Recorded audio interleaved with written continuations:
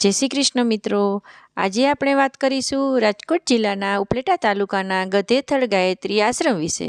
તો આપણે વિડીયો શરૂ કરીએ તે પહેલાં જો તમે અમારી ચેનલને સબસ્ક્રાઈબ ના કરી હોય તો હમણાં જ કરી લો અને વિડીયોને લાઇક અને તમારા ફ્રેન્ડ પરિવારજનો સાથે જરૂરથી શેર કરજો અને કમેન્ટમાં જય ગાયત્રી માતા લખવાનું ભૂલશો નહીં।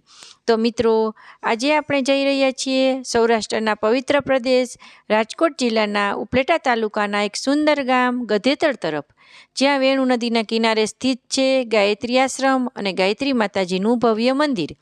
મંદિરનો પરિચય। આ મંદિર ગાયત્રી આશ્રમ સંત પૂજ્ય લાલબાપુ દ્વારા સ્થાપિત થયું છે।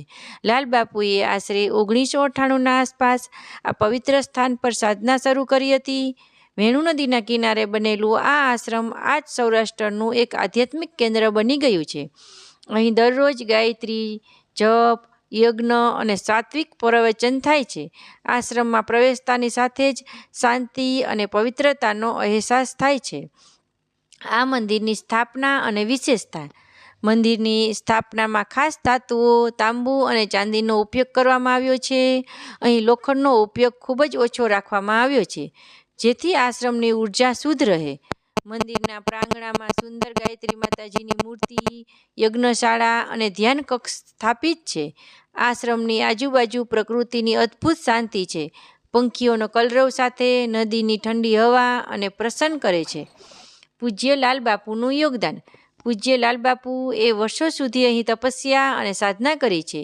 તેમણે માત્ર ધર્મ નહીં પણ સંસ્કાર, માનવ સેવા અને પાઠશાળાનું ચાલુ કરી છે। આશ્રમ દ્વારા ગામમાં આરોગ્ય શિબિર, શિક્ષણ અને સેવાઓના કાર્યક્રમ નિયમિત ચાલે છે। દર ગુરુ પૂર્ણિમાએ હજારો ભક્ત અહીં આવે છે અને લાલબાપુના દર્શન કરે છે। ધાર્મિક મહત્વ। ગાયત્રી માતા સર્વવેદોના જન્મદાતા છે। આ મંદિરમાં દરરોજ ગાયત્રી મંત્રના અખંડ જપ ચાલે છે। એ મંત્રના સ્પંદનથી મનમાં શાંતિ અને જીવનમાં સકારાત્મક ઉર્જા આવે છે।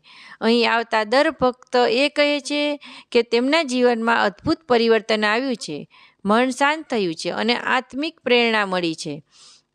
પ્રવાસ અને દર્શન। ગધેથળ ગામ રાજકોટ શહેરની અંદાજે 70 કિલોમીટર દૂર છે અને ઉપલેટા માર્ગે સુગમ રસ્તો છે। મંદિરના દર્શન સવારથી સાંજ સુધી ખુલ્લા રહે છે। ગુરુ પૂર્ણિમા, ગાયત્રી જયંતિ અને નવરાત્રિ મહોત્સવ અહીં વિશેષ રીતે ઉજવવામાં આવે છે।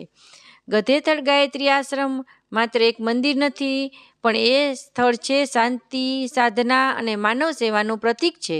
અહીં આવવાથી મન શુદ્ધ થઈ જાય છે અને જીવનમાં નવો ઉજાસ ભરાય છે। જય ગાયત્રી માતાજી।